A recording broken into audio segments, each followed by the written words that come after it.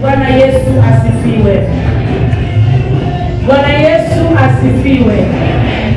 Mpendwa, siku ya leo ikiwa ni mwezi wa mwisho kwa ajili, Jumapili ya mwisho kwa ajili ya mwezi huu wa 3, napenda kukuletea ujumbe, maisha ndani ya dhoruba. Bwana Yesu asifiwe. Maisha ndani ya dhoruba. Mpendwa, dhoruba ni hali ama changamoto ambayo tunaipitia ama tunakumbana nayo katika maisha yetu ya kila siku. Na ndio sababu leo Baba anataka kunena nasi kuhusu haya maisha ambayo tunakaa ndani. Na Baba angependa kwamba tukaweze kukaa ndani na imani. Na nimekuja kutambua ya kwamba wale ambao wana imani ndio watu ambao wanakaa katika changamoto. Bwana Yesu asifiwe. Kuna wale ambao maisha yao ni mazuri, hawakumbani changamoto yoyote katika maisha yao. Lakini kwa wale ambao wanamjua Mungu na kwa wale ambao wanafanya matendo yake mema, ndio wale ambao wanapitia changamoto. Bwana Yesu asifiwe. Utakubaliana nami kweli, waliosimama ndio hujaribiwa. Na wale ambao walianguka, wale ambao walimsahau Mungu, maisha yao ni nywee. Nimekuja kukuambia wewe ambaye unapitia changamoto, endelea kukaa katika hiyo imani, na katika hiyo changamoto Bwana atakuinua. Bwana Yesu na asifiwe. Kwa hivyo mtumishi Marko anazungumza na watoto wa Mungu, na Yesu anapokuwa pamoja nao, nimesikia mkisema ya kwamba amekuwa akifanya miujiza. Kama na miujiza, Yesu aliweza kufundisha, na zaidi ya mafundisho yake yalikuwa katika mafumbo. Na ndiposa alipokuwa pamoja na wanafunzi wake, akafika mahali akachoka. Alipokaa kwenye sheti, yani wengine tunasema meli ama mashua, akiwa mahali pale hakuendelea kuchoka kwa fundisha. Hapo pia akawa anawafundisha, akiwaambia kwamba kuna mpanzi ambaye aliondoka akienda kupanda mbegu. Zingine zilianguka kwenye mwiba, zingine zilianguka kwenye mchanga uliokuwa na rutuba, zingine zilianguka kwenye yani palitapakaa mbegu. Na sisi ndio Wakristo ambao tunafananishwa na mafumbo ambayo Yesu alikuwa anawafunza wanafunzi wake. Kuna wale ambao wako katika kanisa, lakini mchanga wao hauna rutuba. Kuna wale ambao wako katika kanisa, lakini kuna mbegu ambayo itaanguka kwenye mwiba. Hawa ni wale ambao wanakwazwa kidogo na wanatoka kwenye barabara. Lakini waliopandwa na kuwekwa katika mchanga ulio na rutuba, mizizi yake ikiendelea kunawiri, mmea unaendelea kukua na matunda yanazaliwa. Kwa hivyo Yesu alipokuwa akiwafunza wanafunzi, alipokuwa akiwafundisha, akafika mahali akasikia kwamba amechoka, na akaona ni vyema akaweze kupumzika. Kwa kupumzika kwake, usingizi ulimbeba kidogo, na ulipombeba, mawimbi yalikuja kwa ghafla, likaanza kupepesha ama likaanza kufanya kile chombo kikaanza kukosa mwelekeo.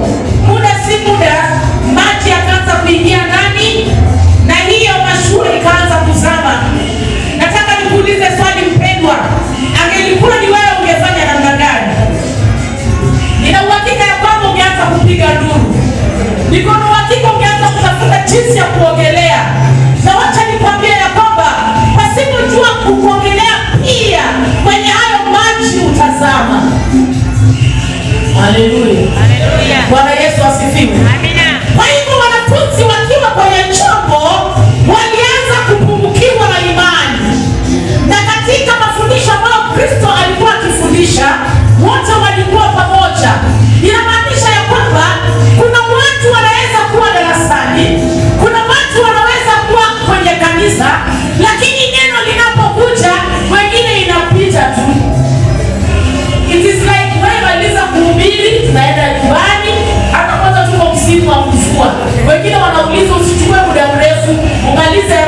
itanyeshewa. Hawa ndio wale ambao weko kwenye mashua, na mashua inapoanza kuyubayuba ni kwa ajili mawimbi yanayopiga, wanakosa yale matumaini. Nimekuja kuzungumza pamoja na wewe ambaye imani yako ni ndogo, ambaye imani yako ni duni, isifanye chombo chako kikaweza kuzama. Mtu wa Mungu hajasikia. Nimekuja kukwambia kwamba hata katika hiyo imani ambayo uko ndani ya changamoto hiyo, mtumainie Bwana na imani iliyojaa, imani kuu. Mawimbi hayatakubeba, changamoto haitakumaliza, mambo hayatakusonga, maana ndani ya mashua pamoja na Yesu uko pamoja nayo. He is able to control your life. Amen. Hallelujah. Hallelujah. With Jesus in your situation, everything is okay. Amen, amen. Amen. Kuna watu mawimbi yamewapiga, changamoto iliwabeba, leo hiyo wako makanisani, maana alitarajia kitu kutoka kwa kanisa na amechoka bila kupata. Wacha nikwambie mpendwa, wakati unaendelea kufifia na kukufa moyo, it is now the right time that Jesus wants to come. Amen. Amen. Bwana Yesu asifiwe. Amen. Sema amina. Amina. Yesu anapoamshwa, anasamuka na anatazama mawimbi inavyoweza, inavyoyumbisha ile meli. Yesu anawatazama wanafunzi na kuwauliza, kwani na nyinyi imani yenu iko wapi? Imagine you have Jesus in your life, but you are worried of your life. You are worried of the situation. I want to tell you today, with Jesus in your life, nothing can happen to you, because He's there to take control. He's there to protect you. Bwana Yesu asifiwe. Nimeona wale ambao wameshikilia imani, mawimbi yanapokuja, changamoto inapokuja, they are there with Jesus, wakisema ya kwamba, Lord, I'm there, and because I have you, nothing will take place. Hallelujah. Amen. Kuna watu wamekata tamaa, mambo yanafanyika kwa maisha yao, ameenda milango baada ya milango kwa ajili ya kuomba kazi, lakini mara anapoenda milango ilifungwa. Hiyo ni changamoto. Usichoke, continue knocking, maana Biblia inasema ya kwamba atakayebisha atafunguliwa, atakayetafuta atapata, na atakayevumilia hadi mwisho atavikwa taji ya uzima. Hallelujah. Usichoke na wokovu, usichoke kumtumikia Bwana, na chini ya jua usichoke kumtafuta Kristo. Endelea kumtafuta, na ikiwa ni vyema, kaa ndani yake, naye akae ndani yako. With Him everything is possible. Hallelujah. Bwana Yesu na asifiwe. Anawaambia ya kwamba wakati dhoruba imekuja, kuna wakati nilikuwa naangalia news, nikakuta kwamba kuna nchi fulani, hiyo jina ni ngumu mimi sijui kutaja, kulitokea earthquake. Amen. Manyumba yakaanza kuporomoka. Walikuwa wanatafuta uhai, wengine walikuwa wakakimbia, wengine wanasimama kuangalia ni nini ambao wataokoa. Ingekuwa ni hapa Kenya, ungeanza kuangalia wallet yako iko wapi, na ndio umepata tu mshahara the previous day, unataka kuangalia iko wapi. Mwingine anaangalia TV yake kubwa aliyonunua, anaona kwamba itaanza kuharibika. And when you run after the things of this world, you will get lost.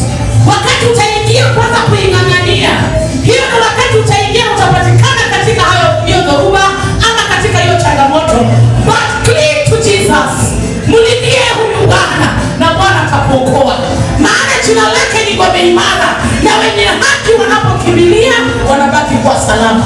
Hatujawaona wale ambao walikimbilia Bwana na Bwana akawaibisha. Bwana ako pamoja nao. Asifiwe. Kwa hivyo wanafunzi wanamlilia Kristo. Wanamuuliza, sasa Baba, wewe hauoni sisi tunaangamia, na kwamba ni vyema wewe uone tukiangamia? Lakini Yesu anawauliza, na nyinyi kwani imani yenu iko wapi? Aliposimama na kuangalia, alitazama mawimbi kwenye bahari,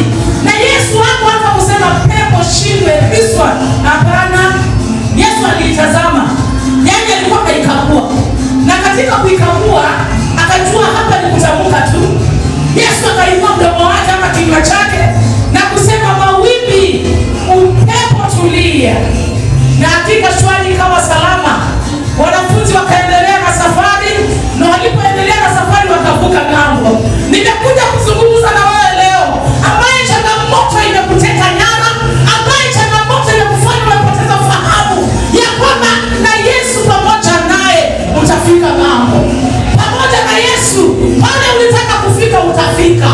Pamoja na Yesu hata maadui wake. Yesu akisema amesema. Akinyamazisha na kutuliza dhoruba, anyamazisha changamoto zote, kule ng'ambo utafika. The opportunities are ahead of you. Therefore cling to Jesus. You will receive that opportunity. Bwana Yesu asifiwe. Kuna mtu ameruhusu hata mtu anaanza kufikiria mwezi wa 4 isikuje kama bado wako. Anafikiria bila anaweza enda labda ushago. Mwingine afikiri mambo na ushago, mwingine anafikiria bila atakufa. My friend, na wengine tutaki kukufa. Tunataka tuishi. Tuone hiyo vitu ziko pale mbele. Na ni kweli kama wengine mimi kwanza niwachie. But because this thing is hidden, we can never see it. Remain in Jesus. Remain in Him. Yeye atatuliza changamoto. Yeye atatuliza hata hayo magonjwa. Yeye atatuliza vyote ambavyo vinakusumbua. Ukiwa pamoja na yeye, maisha ni safi. Amen, amen. Amen. Bwana Yesu asifiwe. Kuna watu wamedharauliwa tu. Nimekuja kukwambia hata Mungu hana madharau. Kuna mtu akikuongelea na kudharau tu. Lakini nimekuja kukwambia he never despises anyone. Mungu anakupenda vile uko. Yeye hajui soma haukusoma, lakini anakupenda vile uko. Anakupenda na hizo changamoto, maana anajua in due time he will take it away. And you will receive something special for your life. Something special in you. Hata wanapokudharau, wewe endelea kukaa katika imani. Nimesikia wanasema kuna wengine wanafanya wengine wakundi chache. And I was like, again, 2025, akina nisi ubadilike tu. Subadilike tu. Wewe unapoambia wengine hapo na mchotea kuje na kwa hapo na kitu unabarikiwa. There are no blessings for you. Maana tayari umeua. Huu moyo umekaa nyumbani. Na wewe hapo unasema amen. Haleluya. Bwana asifiwe. Hao ambao wasemi ndio wale ambao wamefanya hata kitu. Umeona? Bwana asifiwe. Wachunguze dunia hao. Bwana asifiwe. Ukiwa na Yesu. Yesu ni mambo yote. Ndani ya yote. Ndani ya magonjwa, Yesu anajibu. Ndani ya changamoto ya umaskini, Yesu yuko mahali pale. Na yeye anajawabu kwa kila tatizo. Yale ambayo wewe huwezi, wacha kung'ang'ana. Wengine wanasema unajua nang'ang'ana na hii maisha. Unang'ang'ana aje? Wacha Yesu akung'ang'anie. Ni kwa sababu yote maandiko yanasema vizuri ya kwamba kwa maana jinsi hii Mungu aliupenda ulimwengu. Wewe ndio ulimwengu ambaye Mungu alipenda. Na akamchukua mwana wake wa pekee. Wewe mwana wako ni dadii wako ni mami hata kuzapi na mtu. Hiyo si makikuzo nasema unajua vile nilipa. Unajua vile nilipitia. Na lakini Mungu hakuona haya yote. Alipendezwa na yeye akapeana. Na alipopeana akapenda uovu wetu, akakubali kufia ili kwamba mimi na wewe tukapata kuokolewa. Kwa hivyo kwa sababu ya jinsi hiyo, tuache madharau, tuwapende wengine, tukae nao pamoja. Maana katika haya mashua, Yesu ako pamoja na sisi. Unajua kama umekaa huko kwenye mashua, na mawimbi yanaweza kuja anytime. Na yanapokuja be ready, knowing that Jesus is there. Wewe mawimbi yanakumaliza tu, but you never understand you have Jesus. I want to remind you today, you are there with Jesus in that boat. You are there with Jesus in that changamoto unapitia. Bwana asifiwe. Na kama wacha nikwambie, changamoto iko kujia watenda dhambi. Changamoto iko kujia waliookoka peke yao. Changamoto ni mtihani. Na katika mtihani we have to struggle so that tukaweze kupass the examination. Na ni kwa sababu gani tufanye haya yote? Maana sisi ni wateule wa Bwana.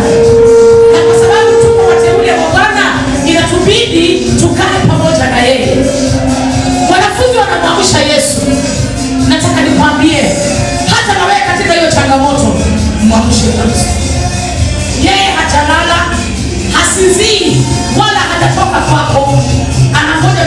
neno, na katika hiyo neno atathibitisha, kwa sababu atasema tu neno moja, haya magonjwa yametosha, na kwa sababu yametosha, pokea uzima ndani ya Kristo, na hayo kwa mimi yatakoma. Kumaanisha ya kwamba maneno yake ama neno lake lina uzito, lina nguvu kwa ajili ya kunyamazisha mawimbi, kwa ajili ya kunyamazisha majuto ambayo tunayapitia. Bwana Yesu asifiwe. Bwana Yesu asifiwe. Kwa hivyo ukiwa na Kristo ndani yako, inamaanisha ya kwamba he is there to defend you. Kuna watu hawajampokea Kristo hata leo, na kumpokea Kristo ni kumkubali. Kuna watu bado, lakini kuna rafiki ambao umeamini kwa kanisa hili, kuna rafiki ambao umeamini katika ulimwengu, na umemweka hapa, si ya kitanda kule chini wewe unajua, siri ya maisha yake yote wewe unajua, na lakini ukiuliza siri ya Kristo hauna jibu lolote. Nimekuja kukuambia mpokee Kristo, awe jawabu la maisha yako, awe jawabu la matatizo yako, awe jawabu kwa lolote lile ambalo unalipitia, kwa sababu ukiwa na yeye mambo yote ni sawa. Bwana asifiwe. Bwana Yesu asifiwe. Jesus is a friend indeed, and he is a friend because anaweza kukusaidia. Rafiki atakusaidia, lakini kwa muda mfupi atakuweka kwa mtandao. Yaani amepatiwa nafasi ya kukutangaza. Matangazo ambayo haina malipo, na lakini amejitolelea. Ni vyema mhubiri Kristo, mtangaze Kristo kwa wasiomjua, kwa wasiomtumaini. Waambie ya kwamba ukiwa na yeye ndani yako, yeye ni jawabu la matatizo ambayo unayapitia. Kuanzia leo mpokee Kristo, mpokee Kristo, akae kwenye mashua. Wakati unaona mawimbi yamekuja, mwite yeye. Wakati unaona yamekushinda, mtazame yeye, maana yeye yupo mahali pale pamoja na wewe. When you have Jesus, you are safe. Amen. Amen. Amen. Bwana Yesu asifiwe. Katika hiyo changamoto ambayo wewe unayapitia, mimi sijui ni changamoto ya aina gani, wewe mwenyewe unaijua. Mengine ni magumu kutaja, mengine ukiyataja wengine wanafurahia, na hakuna changamoto nzuri ya kufurahia. Unasikia iko changamoto, iko na moto, and it is burning, and because it's burning, you should have Jesus, akaweze kuondoa huo moto na akaweze kuleta amani. Maana ukiwa na amani, things will run well in your life. Things will run very well in anything that you are doing, because with Jesus in you, you are safe. Praise God. Bwana asifiwe. Wengine hata walikata shauri, they lost hope, na kukata ushauri they swear, everybody swear yani. Akama kama ni mbaya ni mbaya, kama ni mzuri ni mzuri, wengine wanasema kama ni noma ni noma. But let it be normal with Jesus. Yale ambayo yameonekana noma kwake si noma, anazitengeneza zinakuwa noma. Bwana asifiwe. Bwana Yesu asifiwe. Katika changamoto ambazo wale wanafunzi waliaona, jambo la kwanza walijua ya kwamba wanapoangamia na Yesu, kitu ya kwanza, maji itakapojaa chombo na maji yashinde kile chombo, definitely they will die. Lakini wanaheri wale ambao wamejua kuogelea. Remember, hata mashua ingezama, Yesu angekufa. Lakini kwa wale ambao walikuwa kwenye chombo, kwa sababu ya imani ndogo, ajui kuogelea namba 1, ajui vile anaweza kujitetea, definitely angekufa. Kwa hivyo katika imani ambayo uko nayo kwenye changamoto, use it well. Use it well, because it is useful. It will help you. You will never drown and you will never die. Hallelujah. Yesu angejiokoa, kwa sababu kuteswa na kujaribiwa. Alijua tu vizuri sana nikitamka tu neno, na ni kwa neno tu ambalo litanisaidia nitapona. Wewe usiyemjua Mungu, wewe usiyemjua huyu Kristo, do you think you will believe? Wewe ungeangamia. Haujui kuogelea, haujui kuchapa mbizi, hakika wewe ungepotea. Lakini hata kama uko na imani, you drown in that water, Jesus will hold you. You will never die. Atakushikilia. Tunaona wale wamezama kwenye maji, na wanapoita wana maji kuingia ndani, wanapoenda kutolewa, they come out safe. It is because of the faith that they have. Hata wewe with that little faith that you have, Jesus can